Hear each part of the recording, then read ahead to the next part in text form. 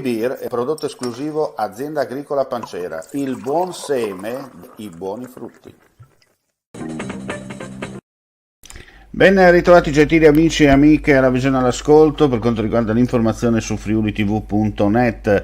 Andiamo a vedere un po' la situazione dopo il passaggio del maltempo del pomeriggio. Interventi in corso da parte della protezione civile e dei vigili del fuoco per la rimozione di alberi, rami e tegole e tetti scoperchiati finiti a terra dopo il passaggio dell'ondata di maltempo che tra le 13:45 e le 15 ha interessato diverse zone della nostra regione. Pioggia e vento con fenomeni di downburst che in pochi minuti hanno spazzato via l'afa e provocato qualche danno.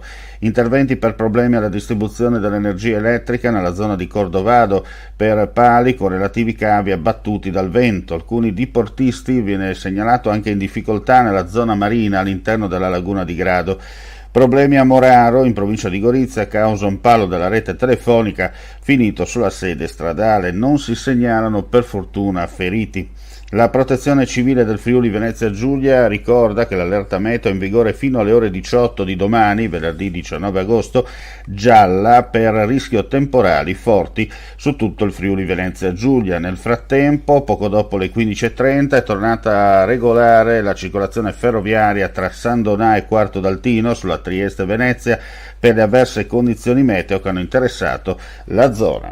E andiamo a chiudere con il Covid. In Friuli Venezia Giulia su 4.908 test e tamponi sono state riscontrate 949 positività, 2.116 tamponi molecolari, 202 nuovi contagi, 2.742 test rapidi antigenici, 747 i casi.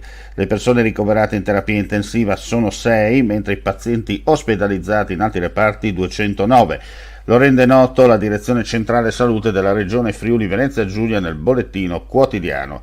Nella giornata odierna si registrano 2 decessi. Grazie per la cortese attenzione. Non resta che augurare a tutti voi un buon proseguimento di giornata. Come sempre, ulteriori news sul nostro sito friulitv.net. Beer è un prodotto esclusivo Azienda Agricola Pancera, il buon seme, i buoni frutti.